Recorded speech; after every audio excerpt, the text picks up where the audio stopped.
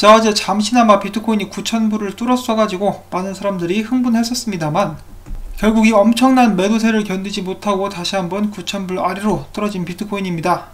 자, 과연 앞으로는 어떤 움직임을 보여주게 될까요? 다시 한번 9,000불 향해서 돌진하게 될 것인지, 아니면은 이 상태에서 조정을 받으러 가게 될 것인지, 부디 비트코인의 강세가 꺾이지 않기를 바라보면서 오늘 영상 또 한번 시작을 해보도록 하겠습니다. 첫 번째로는 국내 뉴스를 봐야 될 것 같은데요. KT와 익산시가 함께 손을 잡고 블록체인 기반의 지역화폐 다이롬을 출시하겠다라고 밝혔습니다. 이건 뭐 거의 코인이다라고도 봐도 될 것 같은데요. 이런 식으로 지역화폐들이 나오는 것은 좋지만은 이왕이면은 한국 내에 있는 지역화폐들이 서로 교환도 되는 그런 플랫폼도 나왔으면 좋겠습니다. 그러면 더욱더 전 국민이 편하게 이 지역화폐들을 사용할 수 있을 것 같은데요. 아직 초기이기 때문에 미래에 그런 발전을 또 기대를 해보면서 그 다음으로 준비를 해본 소식, 요즘에 좀 날씨가 쌀쌀하지 않습니까? 그래서 암호화폐 투자자분들 열받으셔가지고 몸을 따뜻하게 데울 수 있기 위해서 굉장히 빡치는 소식 한 가지를 또 들고 왔습니다. 자, 2017년 12월에 정부가 내놓은 고강도 암호화폐 규제 대책이 국민의 재산권 및 평등권, 행복추구권 등 기본권을 침해했는지에 대한 공방이 이번에 헌법재판소에서 열렸습니다. 간단하게는 이 제목에 딱 요약이 되어 있죠. 국민 재산권 침해다. 아니다. 개미들은 그냥 단순 시세 차익 기회를 잃은 것 뿐이다. 이 비겁한 변명인데요. 좀 더 자세히 보도록 하겠습니다. 너무 기니까 중요 부분만 또 읽어보도록 하죠. 이 정부 측 대리인이 이야기를 합니다. 가상화폐라는 단어를 쓰면서 가상화폐는 재산도 아니다. 100번 양보해도 공권력 행사는 없었다. 이 가상화폐는 헌법상 재산권 범죄에도 들어가지 않는데 무슨 소리냐. 그리고 또한 은행들의 실명 계좌제 시행 같은 경우는 은행들의 자발적인 조치였다. 말이 자발적이지 이게 무슨 자발적이겠습니까? 위에서 압박을 들면은 어쩔 수 없이 까야죠. 그러면서 그들은 100번 양보해서 공권력의 행사가 있었다라고 할지라도 감독기관과 피감독기관의 내부적 작용일 뿐 국민에 대해 외부적으로 작용한 것은 아니다라고 입에 침도 안 바르고 반박을 하는데요. 그들은 또한 마무리 하이라이트로 재산권 침해는 단순히 시세 차익을 얻을 기회를 상실하는 것뿐이고 헌법상 국가에 의해 서비스 이용이 제한돼 기본권이 침해당한 것은 아니다라고 반박을 해놨습니다. 자, 이럴 때 쓰라고 만든 말이 있죠. 주댕이를 확 찢어버리고 싶다. 이 판사들이 들고 있는 그 망치로 시원하게 뚝배기를 후려버렸으면 좋겠는데 말이죠. 결국 요점은 우리는 잘못하는 것이 하나도 없으며 우리가 이제 은행들을 압박을 하긴 했지만은 은행들이 자발적으로 그런 계좌제도 시행을 하게 된 것이다. 개미들 니들은 그냥 단순히 돈을 약간 시세 차익을 얻을 수 있는 기회를 놓친 것 뿐이야. 니들 돈 잃는 거지 내 돈 잃는 거 아니잖아? 뭐 개미들이야 뒤지든지 말든지 우리랑은 상관이 없지. 그렇지만 그래도 니들 나중에 세금은 좀 내야 되지 않겠어? 라고 이런 식으로 또 해석을 한번 해볼 수도 있겠는데요.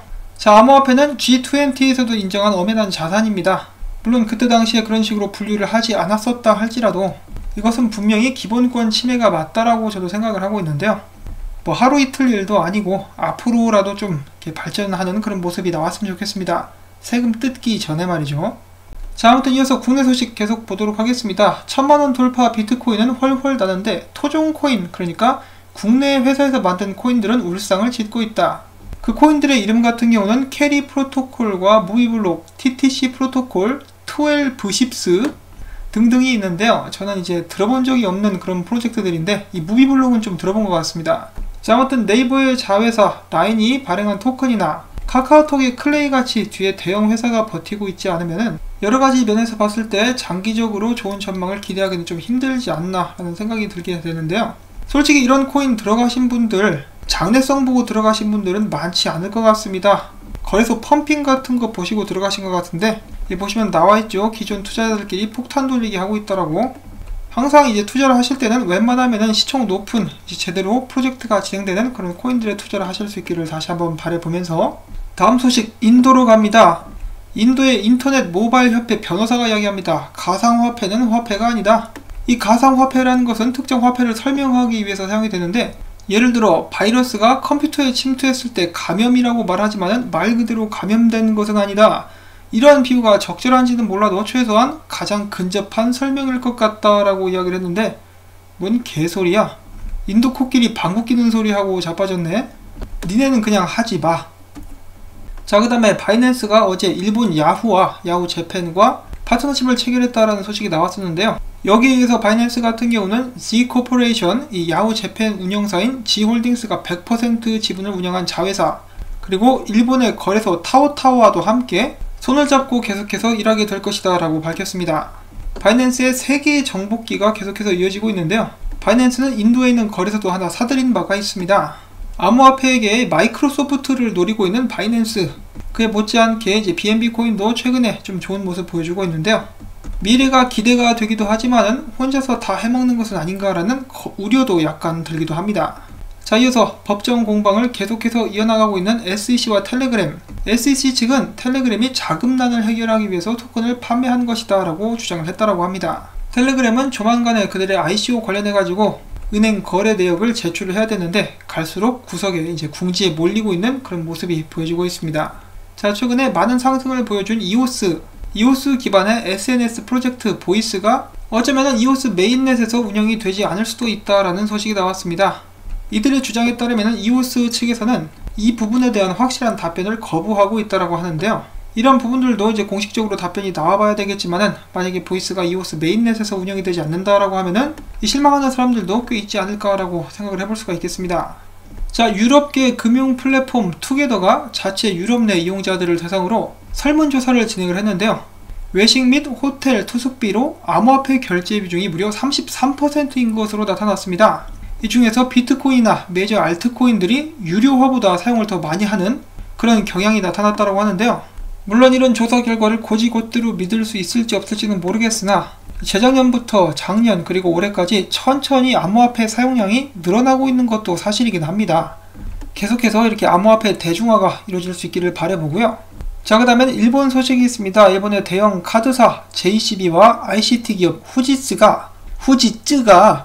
후지츠 블록체인 기반 암호화폐 포인트 거래 플랫폼 출시를 위해서 공동 프로젝트를 시작하겠다라고 밝혔습니다. 자, 일본에는 대형 카드사까지 나서가지고 암호화폐를 발행하고 있는 그런 모습이 보여지고 있고요. 자, 그 다음에 저스틴 선이 일단 트위터상에 트론과 BTT 기반 스테이블 코인을 출시할 예정이다. 이름을 뭘로 하면 좋겠냐라고 물어봤더니 이 사람들이 온갖 조롱을 달았습니다. 그래서 그 트윗이 지금 지워진 상태인데요. 예를 들어서 뭐 스캠이니 쓰레기 코인이니 어떤 사람들은 이제 인민중앙은행 화폐다라고 이렇게 부르면 된다라고 이야기를 하기도 했었는데요. 이 저스틴 선 역시 아직까지도 이제 굉장히 적이 많은 듯한 그런 모습을 보여주었습니다. 답글들 달린 거 이제 봤는데 좀 살벌하더라고요. 자, 그 다음에는 톰리가 운영하고 있는 투자 회사죠. 펀드스트렛에서 아이오타를 높게 평가하는 듯한 그런 문서가 나와가지고 또 잠깐 공유를 해드리는데요. 아이오타 같은 경우는 지금 현재 44.8% 저평가된 상태라고 합니다. 가격이 말이죠. 가격이 그 정도로 저평가됐다라고 이야기를 하고 있으니까요. 아이오타 같은 경우는 그동안에 좋은 소식도 굉장히 많이 나온 코인 중에 하나였죠. 미래가 정말 촉망되는 그런 프로젝트임은 확실한 것 같습니다. 자, 그 다음엔 테조스가 개발자들의 테스트를 위해서 임시적으로다가 메인넷을 출시했다고 하는데요. 이 메인넷의 이름은 Facet, 이 수도꼭지라고 합니다. 자, 그 다음엔 잠시 쉬어가는 시간 갖도록 하겠습니다. 프랑스의 허버보드라고 하죠. 이 허버보드를 테스트하는 영상이 또 이렇게 공개가 되었는데요. 보시면은 어마어마합니다.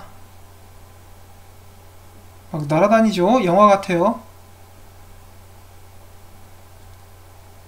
성공적으로 테스트를 마치고 있는 모습. 미래가 우리 눈앞에 다가왔습니다. 자, 그 다음에 미국 암호화폐 거래소 제미니의 윙클보스 쌍둥이가 암호화폐 전용 손해보험사를 만들었습니다. 이름은 나카무라가 아니라 나카모토라고 하고요. 이 나카모토의 설립 목적은 자사 전용 보험 서비스를 제공하는 것으로서 나카모토는 제미나이에게 보험을 제공하는 라이센스를 가진 보험회사가 된다. 콜드 지갑 중에 보관 중인 제미나이 커스터디 고객 자산만 최대 2억 달러 상당의 보상을 해줄 수 있다고 이야기를 하고 있는데요. 이는 세계 암호화폐 수탁 업체 업계 중에서는 최대의 규모라고 그들은 설명을 했습니다. 자, 그 다음에 구찌의 모 기업인 캐링 산하 스위스 시계 브랜드 율리스 나르덴이 자사 시계 정품 인증에 비트코인 블록체인을 사용 중이다 라고 밝혔습니다. 자, 명품이 명품을 알아본다, 비트코인을 알아보는 듯한 그런 모습을 보여주고 있고요. 자, 그 다음에 스위스의 암호화폐 거래 중개업체 비트코인 스위스의 대표가 이런 말을 했습니다. 올해 비트코인 반감비가 시장 전반의 상승장을 이끌 것이다. 몇몇은 비트코인이 다시는 사상 최고가에 도달하지 못할 것이라고 우려를 하지만은 현재 업계에서는 긍정적인 움직임들이 많다. 이것들이 구체화되면서 이제 상승장이 모습을 드러낼 것. 자, 과연 반감기 때 비트코인은 정말로 상승해 줄 수 있을 것인지 많은 사람들이 기대를 하고 있는 그런 모습 보여주고 있고요. 자, 그 다음으로 GBTC를 발행하기도 했었던 그레이스케일에 따르면은 2019년에 그들이 가지고 있는 크립토커런시 펀드에 엄청난 금액이 투자가 됐었다라고 하는데요. 이는 이제 회사로서도 신기록이며 금액은 무려 6억 7,770만 달러 정도가 된다라고 합니다. 비교를 해보시면은 지난 5년 동안 투자를 받은 것보다 작년 한 해 받은 것이 훨씬 더 많다라고 이야기를 하고 있고요. 이 자금들이 어디서부터 왔느냐? 바로 월가로부터 들어왔다는 것입니다. 앞으로 더욱더 많은 기관 투자자들의 자금들이 물밀듯이 암호화폐 시장으로 쏟아져 들어오게 되지 않을까라고 한번 기대를 해봅니다. 자, 그 다음에 많은 사람들이 지금 현재 주목해서 보고 있는 가격대 바로 이 9,000달러인데요. 과연 비트코인은 9,000달러를 이번에 뚫을 수 있을까요? 글로벌 금융 미디어 FX 스트리트 같은 경우는 비트코인이 비록 이제 2020년 최고점을 기록하면서 9,000달러를 살짝 건드렸지만은 이제 좀 떨어진 상황. 하지만 이 가격을 올리는 세력들이 시장 주도권을 되찾게 되면은 9,000달러 이상을 돌파할 준비가 됐다라고 분석을 했고, 뉴스 BTC 같은 경우는 이 비트코인이 바이낸스 등 주요 거래소에서 심리적, 기술적 저항선인 9,000달러를 일시 돌파했었지만은 엄청난 매도 압력 때문에 다시 8,900달러 선으로 후퇴했다. 그러나 비트코인 기술 지표들이 강세를 보이면서 또 다른 상승세가 임박했음을 시사하고 있다고 이야기를 해주고 있습니다. 자, 지금 현재 비트코인 차트 상황을 보시게 되면요, 아직도 이 상승형 쐐기에서 움직이고 있는 그런 모습이 보여지고 있습니다. 자, 그런데 이것을 또 약간 세분화시켜가지고 보게 되면은 안에 어센딩 트라이앵글이 하나 숨어있다는 것을 확인해 볼 수가 있겠는데요. 그렇기 때문에 많은 사람들이 일시적으로 상승을 했다가 결국은 이 아래쪽으로 떨어지는 모습들을 이제 생각을 해보고 있는데, 비트코인이 지금 아주 잘 버텨주고 있습니다. 떨어진다 할지라도 적당한 선에서 조정을 받는다라면은 더욱더 크게 상승할 수 있는 원동력을 받게 되지 않을까라는 생각을 해보고요. 이 암호화폐 분석가 중에 갤럭시라고 있죠. 이 갤럭시 같은 경우는 이렇게 예상을 하고 있습니다. 지금 현재 비트코인의 역사를 보시면은 이 녹색, 이것을 무슨 선이라고 봐야 될지는 모르겠는데 이 선을 깰 때마다 비트코인은 엄청나게 상승을 하는 그런 모습을 보여왔습니다.